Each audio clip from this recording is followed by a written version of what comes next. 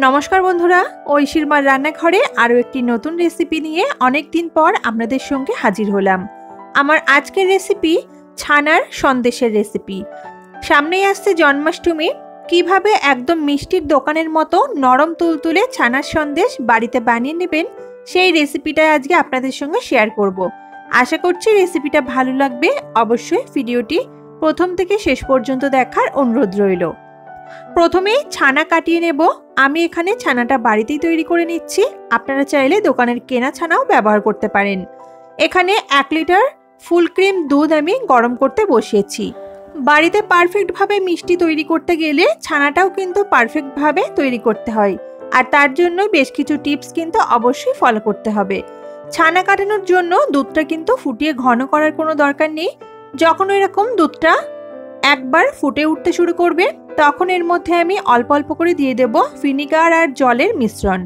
এখানে 3 table spoon vinegar আর সমপরিমাণে জল আমি একটা বাটিতে মিশিয়ে নিয়েছিলাম। এটাকে অল্প অল্প করে 2 থেকে 3 বারে দিয়ে ভালো করে একটা চামচ দিয়ে নাড়াচাড়া করব। তাহলেই দেখবেন খুব ভালোভাবে কিন্তু দুধ থেকে ছানাটা তৈরি হয়ে যাবে। এখানে চাইলে আপনারা ভিনিগারের পরিবর্তে লেবুর রস অথবা টক দই দিয়েও ছানাটা কাটিয়ে নিতে পারেন। ভিনিগারের তুলনায় লেবুর রসের পরিমাণটা কিন্তু একটু বেশি লাগে। তবে ভিনিগারের মতো লেবুর রসে কিন্তু জল মেশানোর দরকার নেই। আর যদি টক দই দিয়ে ছানা কাটাতে চান তাহলে জল সমেত টক দইটাকে ভালো করে ফেটিয়ে নিয়ে ব্যবহার করবেন। 2 থেকে 3 বারে অল্প অল্প করে ভিনিগার আর জলের মিশ্রণটা আমি দিয়েছি। দেখুন আস্তে আস্তে কিন্তু ছানাটা ভালোভাবে কাটতে শুরু করেছে আর ছানাটা কাটা হলে জলটা কিন্তু ছানার থেকে আলাদা হয়ে গেছে। যখন দেখবেন জলের কালারটা একদম সবুজ রং হয়ে গেছে আর ছানাটা এরকম আলাদা হয়ে গেছে তখনই গ্যাসের ফ্লেমটাকে বন্ধ করে দেব। গ্যাসের ফ্লেমটা প্রথম থেকে শেষ পর্যন্ত মিডিয়ামে রেখেছিলাম। খুব বেশিক্ষণ ফুটিয়ে ছানাটা ওভারকুক করলে পরে ছানা কিন্তু শক্ত হয়ে যায়। তাই এরকম পর্যায়ে আসার পর ছানাটাকে আমি জলটা ঝরিয়ে নেব। একটা বড় পাত্রের মধ্যে একটা স্টিলের ছাঁকনি রেখে তার মধ্যে একটা পরিষ্কার সুতির কাপড় আমি নিয়ে নিলাম। এই পদ্ধতিতে একটুও ছানা নষ্ট হবে না। এবার জল সমেত ছানাটাকে এই ছাঁকনির মধ্যে নিয়ে নেব। লেবুর রস বা ভিনিগার দিয়ে যদি ছানা কাটান তাহলে ছানার মধ্যে সামান্য একটু টক ভাব থেকে যায়। তার জন্য 1 গ্লাস মতো জল আমি এই ছানার উপর দিয়ে দিচ্ছি। এতে করে যে টক ভাবটা থাকবে সেটা কিন্তু আর ছানার মধ্যে থাকবে না। সন্দেশটা তৈরি করার জন্য ছানাটা আমার একদম রেডি।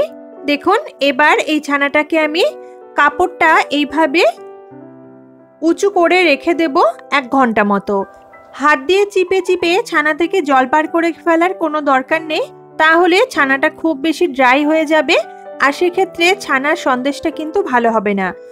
ছাঁকনির মধ্যে এইভাবে রেখে আমি একটা পাত্রের মধ্যে রেখে দিচ্ছি যাতে জলটা ভালো মতো ঝরে যায়। আর এই ছানা কাটানো যে জলটা রয়েছে সেটা কিন্তু ফেলে দেবেন না। আটা বা ময়দা মাখার ক্ষেত্রে কিন্তু জলটা ব্যবহার করতে পারেন বা যে কোনো রান্নাতেও কিন্তু ব্যবহার করা যায়। এই ছানার যে জলটা সেটাও কিন্তু ভীষণ উপকারী। ছানাটা 1 ঘন্টা মতো জল ঝরতে থাক। এদিকে আমরা মালাইটা তৈরি করব। ছানার সন্দেশের জন্য মালাইটা তৈরি করার জন্য আমি এখানে 1 লিটার ফুল ক্রিম দুধ গরম করতে বসিয়েছি। দুধটাকে ক্রমাগত এইভাবে নাড়াচাড়া করতে করতে ঘন করে নিতে হবে। গ্যাসের ফ্লেমটা হাইতে রেখে দুধটাকে এইভাবে আমি ফুটতে দেব। আস্তে আস্তে দুধটা ফুটতে থাকলে দেখবেন উপর থেকে কিন্তু দুধের স্বর বা মালাই জমতে শুরু করবে। তখন এগুলোকে দুধের সাথে ভালোভাবে মিশিয়ে দিতে হবে। এতে করে দুধটা যখন ঘন হবে তখন দুধের মধ্যে খুব সুন্দর একটা টেক্সচার আসবে। তাতে কিন্তু যে ছানার সন্দেশ সেটা কিন্তু খেতে ভালো লাগবে।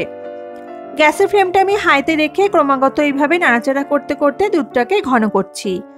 ক্রমাগত এইভাবে নাড়াচাড়া করতে হবে, না হলে কিন্তু কড়াইয়ের নিচে দুধটা লেগে যেতে পারে। দুধটা ঘন হতে থাক। এদিকে 1 ঘন্টা পর ছানাটাকে একটা প্লেটের মধ্যে নামিয়ে নিয়ে এইভাবে কাঁটা চামচ দিয়ে একটু ছানাটাকে ম্যাশ করে নিচ্ছি। চাইলে আপনারা হাত দিয়েও করতে পারেন। ছানাটা যাতে কোনো বড় দানা না থাকে তার জন্য এইভাবে কাঁটা চামচ অথবা হাত দিয়ে একটু ভেঙে নিতে হবে। এরপর এদিকে দুধটা কিন্তু আগের থেকে প্রায় অনেকটা ঘন হয়ে গেছে। দেখুন এর মধ্যে আমি যে ছানাটা রেডি করে রাখলাম সেই ছানাটাকে দিয়ে দেব। ছানাটা দেওয়ার পর ভালোভাবে কিন্তু নাড়াচাড়া করতে হবে, না হলে নিচ দিয়ে কিন্তু ছানাটা ধরে লাগতে পারে। ভালোভাবে নাড়াচাড়া করে ছানাটাকে দুধের সাথে মিশিয়ে দিচ্ছি। এরপর এর মধ্যে আমি দিয়ে দেব স্বাদ অনুযায়ী চিনি। চিনিটা অবশ্যই আপনারা আপনাদের পছন্দ মতো বা স্বাদ মতো এখানে দিতে পারেন। দোকানের ছানার সন্দেশে কিন্তু খুব একটা মিষ্টি হয় না, বা ছানার সন্দেশে খুব একটা মিষ্টি খেতে ভালো লাগে না, তাই আমি এখানে 3 টেবিল স্পুন মতো চিনি অ্যাড করে দেব। আপনারা অবশ্যই আপনাদের স্বাদ মতো এখানে মিষ্টিটা বুঝে দেবেন। এবার ক্রমাগত নাড়াচাড়া করতে করতে এটাকে একটু আমাদের ঘন করে নিতে হবে। আর এই সময় আপনারা যদি চান এখানে একটু এলাচের গুঁড়ো দিতে পারেন, তবে এই মিষ্টিতে আমার এলাচের ফ্লেভারটা ভালো লাগে না, তাই আমি স্কিপ করলাম। নাড়াচাড়া করতে করতে যখন এরকম ঘন হয়ে যাবে তখন এটাকে আমি নামিয়ে নেব। গ্যাসের ফ্লেমটা করে দেব বন্ধ। এর থেকে বেশি শুকিয়ে ঘন করলে মিষ্টিটা কিন্তু শক্ত হয়ে যাবে, সেক্ষেত্রে সন্দেশটা খেতে কিন্তু ভালো লাগবে না। এবার এই সন্দেশটাকে সেট করার জন্য আমি একটা কেক টিন নিয়ে কেক টিনের মধ্যে সামান্য একটু ঘি ব্রাশ করে রেখেছিলাম।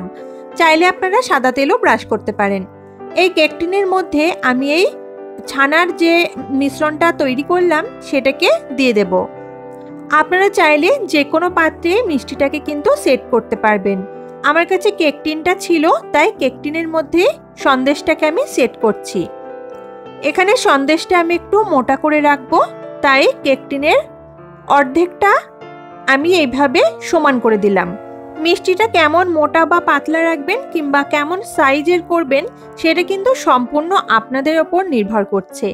এইভাবে কেক টিনের অর্ধেকটাতে এটাকে ভালো করে সেট করে দেওয়ার পর ওপর থেকে গার্নিশিং এর জন্য আমি একটা করে কিশমিশ এইভাবে ওপর দিয়ে দিচ্ছি। আপনারা চাইলে এখানে পছন্দ মতো ড্রাই ফ্রুটস কুচিও ব্যবহার করতে পারেন।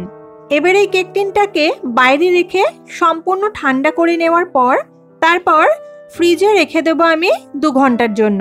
তাহলে কিন্তু মিষ্টিটা খুব ভালো মতো সেট হয়ে যাবে। 2 ঘন্টা মতো ফ্রিজে রাখার পর তারপর আপনাদেরকে আমি দেখাচ্ছি। এই সন্দেশটা এখন ভালো মতো সেট হয়ে গেছে। আমি প্রায় 2.5 থেকে 3 ঘন্টা মতো ফ্রিজে রেখে দিয়েছিলাম।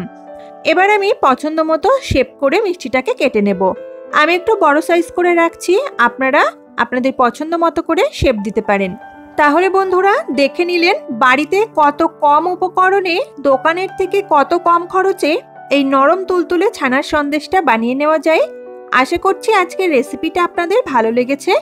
রেসিপিটা যদি ভালো লেগে থাকে তাহলে অবশ্যই ভিডিওতে একটা লাইক করতে ভুলবেন না, আর আমাকে কমেন্ট করে জানাবেন রেসিপিটা আপনাদের কেমন লাগলো।